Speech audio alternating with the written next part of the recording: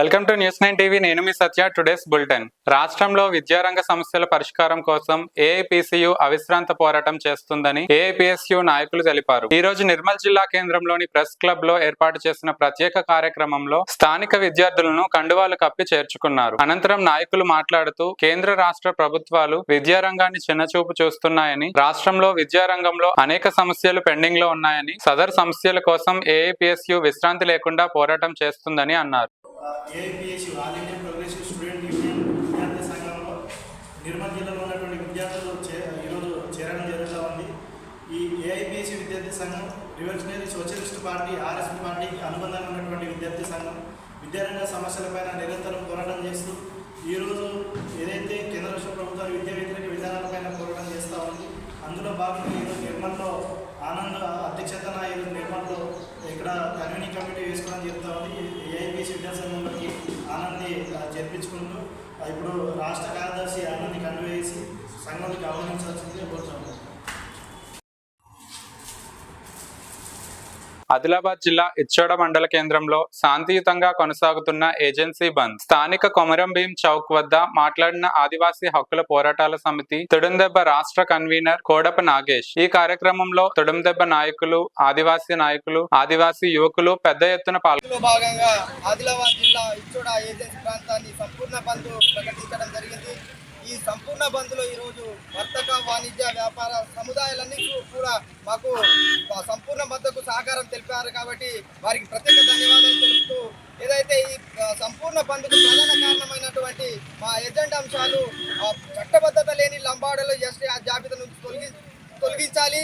అదేవిధంగా గత 10-15 సంవత్సరాల నుంచి మా విద్యార్థులకు ఉపాధి కోల్పోతున్నారు, నిరుద్యోగులు అవుతున్నారు. కాబట్టి వీరికి ప్రభుత్వ పరంగా ప్రతి ఒక్క ఐటీడీఏ పరిధిలో ఏజెన్సీ డిఎస్సి ప్రకటన చేయాలని చెప్పేసి, అదేవిధంగా ఏదైతే ఐటీడీఏ పరిధిలో ఉన్న బ్యాక్లాగ్ పోస్టులను పూర్తి స్థాయిలో భర్తీ చేయాలి. దానికి తోడుగా మొన్ననే జీవో నెంబర్ 3ను పరిధిలో ఉన్నటువంటి 29 శాఖలను కొనసాగిస్తూ జీవో నెంబర్ 3ను దానికి మళ్ళీ ఒక చట్టంగా నామకరణం చేయాలని ప్రధాన ఎజెండాలతో ఈరోజు తెలంగాణ రాష్ట్ర వ్యాప్తంగా మరియు ఉమ్మడి ఆదిలాబాద్ జిల్లాలో సంపూర్ణ మద్దతుకు ఈరోజు సంపూర్ణ మద్దతు కొనసాగిస్తున్నాం. ఈ మద్దతులో పాల్గొంటున్నటువంటి ఆదిమ తెగలైనటువంటి 9 తెగల ఆలోచనతో సమన్వయంతో ఈరోజు సంపూర్ణ బంధు కొనసాగుతూనే ఉన్నది. కాబట్టి ప్రభుత్వం తక్షణమే మా బంధును దృష్టిలో పెట్టుకొని మాకు రావాల్సినటువంటి రాజ్యాంగబద్ధంగా రావాల్సినటువంటి హక్కులను, ఏజెన్సీ ప్రాంతంలో ఉన్నటువంటి చట్టాలను పకడ్బందీగా అమలు చేయాలని చెప్పేసి మేము ఈ ప్రభుత్వాలకు డిమాండ్ చేస్తా ఉన్నాం. ఐటీడీఏలో ఉన్నటువంటి బ్యాక్లాగ్ పోస్టులను వెంటనే నంబర్ 3ను అమలు చేయాలి. జగిత్యాల జిల్లా మల్లాపూర్ మండల కేంద్రంతో పాటు మొగిలిపేట గ్రామంలో 2 లక్షల రుణమాఫీ చేస్తానని చెప్పి రైతులను మోసం చేసిన కాంగ్రెస్ పార్టీకి కనువిప్పు కలిగేలా రాజకీయ పార్టీలకు అతీతంగా రైతు సంఘం ఆధ్వర్యంలో ఈ నెల 29న చెలో మెట్పల్లికి పిలుపునిచ్చారు. అధిక సంఖ్యలో రైతులు రావాలని తెలిపారు. బాగుపడది, రాజ్యం బాగుపడది. దాన్ని మీరు దృష్టిలో ఉంచుకొని మీరు వెంటనే మాకు మీరు ఇచ్చిన హామీలే, వేరే ఏం కోరుతలేము, మీరు ఇచ్చిన హామీని వెంటనే మాకు ఇవ్వాలా. లేకపోతే రైతుల కళకళ నీకు జరుగుతుంది. కేసీఆర్ 10 ఏళ్ళు చేసిండు కావచ్చు, నువ్వు 5 ఏళ్ళకి అయిపోతావు అయ్యా. దాన్ని మనసులో ఉంచుకొని కొద్దిగా రైతులను వారవుడు నువ్వు ఇచ్చిన మాటని అడుగుతున్నాం, మేము వేరే ఏం అడుగుతలేము. దాపరికం ఎందుకు? మీరు ఏదో రైతులకు వెంటనే ఏ ఆంక్ష లేకుండా బేషరతుగా 2 లక్షల రుణమాఫీ చేయాలనే రైతుల ఆకాంక్ష. మరి అదే దాంట్లో భాగాన్ని వల్ల మీరు ఏమన్నారు, వరికి 500 బోనస్ అన్నారు. దాంట్లో దొడ్డు వాటిలో సన్న వాటిని ఎప్పుడు చెప్పలే. ఇవాళ సన్న వాటికి మేము బయట 3,000 అమ్ముకుంటే మీరు బోనస్ ఇచ్చేది ఎంత? బోనస్ తో మాకు దాంతో ఉరిగేది ఏమున్నది? ఇవాళ దొడ్డు వాళ్ళకి మీరు ఇస్తేనే తప్ప బోనస్ ఏ ఒక్క రైతుకు కూడా మీ బోనస్ వర్తించదు. ఇవాళ దొడ్డు వాళ్ళకి ఇచ్చే ఖచ్చితంగా ఇవ్వవలసిందే. రుణమాఫీ చేయాలనేది మా డిమాండ్, ప్రధాన డిమాండ్. ఎందుకంటే మీరు ఎన్నికల హామీలో భాగంగా 2 లక్షల రుణమాఫీ చేస్తామని చెప్పేసి ఇప్పటి వరకు చాలా మంది కూడా కొన్ని రాలేవు. వచ్చిన వాళ్ళు సంతోషపడుతున్నారు, రాని వారు కూడా అభద్రతా భావంతో ఉన్నారు. వాళ్ళు అయితే కాదు అన్న ఒక అభద్రతా భావంతో ఉన్నారు. వారిని కూడా అర్థం చేసుకొని మీ మాట మేరకే, మీ హామీ మేరకే ఎటువంటి షరతులు లేకుండా బేషరతుగా సంపూర్ణ రుణమాఫీ జరగాలనేది ఒక డిమాండ్. అలాగే మీరు ఇంకో హామీ కూడా వరికి 500 రూపాయలు బోనస్ ఇస్తామనన్న హామీ ఏ వడ్లకైనా, అంటే దొడ్డు వడ్లకైనా సరే, సన్న వడ్లకైనా సరే, ఈ 2 రకాలైన వడ్లకు కూడా బోనస్ ఇవ్వాలి. అలాగే రైతు భరోసా కింద ఒక్కసారి మాత్రమే 5,000 ఎకరానికి 5,000 రూపాయలు మాత్రమే మీరు మొన్న చేసిరు. మీ హామీ మేరకే 7,500 ఎకరాన 7,500 ఇస్తామనన్న, ఒక పంట 7,500 ఇస్తామనన్న ఆ హామీని కూడా మీరు తొందరలోనే చేయాలనేది ఖచ్చితంగా ఈ కనువిప్పు కావాల రేవంత్ రెడ్డికి. ఖచ్చితంగా ఈ రుణమాఫీ అనేది షరతు లేకుండా బేషరతుగా ప్రతి రైతుకు 2 లక్షలు ఉంటే 2 లక్షలు, లక్ష ఉంటే 1,20,000 ఉంటే 20,000, 10,000 ఉంటే 10,000 ఖచ్చితంగా రుణమాఫీ చేయాలా. లేదు కటాఫ్ డేట్ పెట్టి నేను గా డేట్ నుంచి తీసుకున్న వాళ్ళకి ఇస్తా, అంతకుముందు రిన్యూవల్ చేసుకున్న వాళ్ళకి ఇవ్వను అంటే అది సమంజసం కాదు. రైతే ఖచ్చితంగా మేము మీ ఇంట్లోకి వెళ్ళి ఇవ్వట్లేము. ఆ రైతుకు రుణము తీసుకున్న వాళ్ళకి ఇవ్వకు. మరి పోయిన సంవత్సరం నువ్వు వడ్లకు 500 బోనస్, దొడ్డు వడ్లకు బోనస్ ఇస్తున్నావు.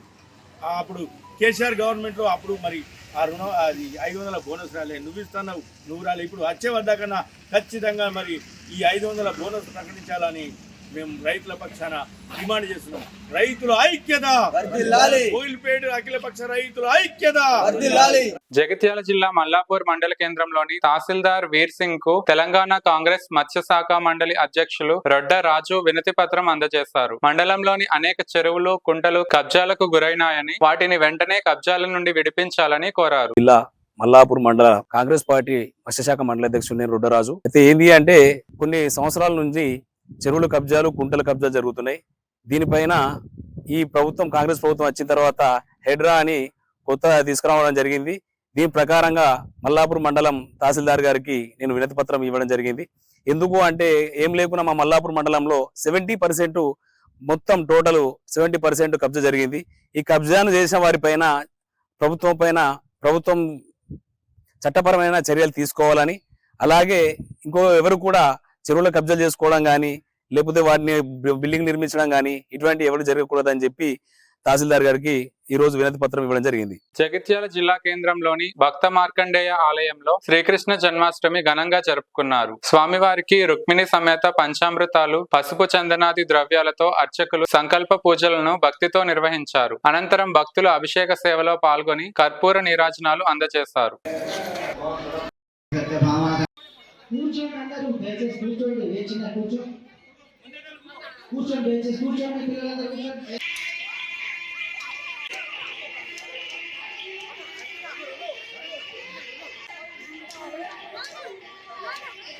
పార్క్ హోటల్లో జరిగిన 7th edition of EPS business meet లో green tech India company MD Shri Satyakiran Gannarapu పాల్గొన్నారు. ఆయన మాట్లాడుతూ అన్ని పరిశ్రమల్లో ఇంటర్నేషనల్ స్టాండర్డ్స్ చేరుకోవడానికి స్కిల్స్ పెంచుకోవాలని అన్నారు. For the local manufacturers to come up and improve on the quality and efficiencies.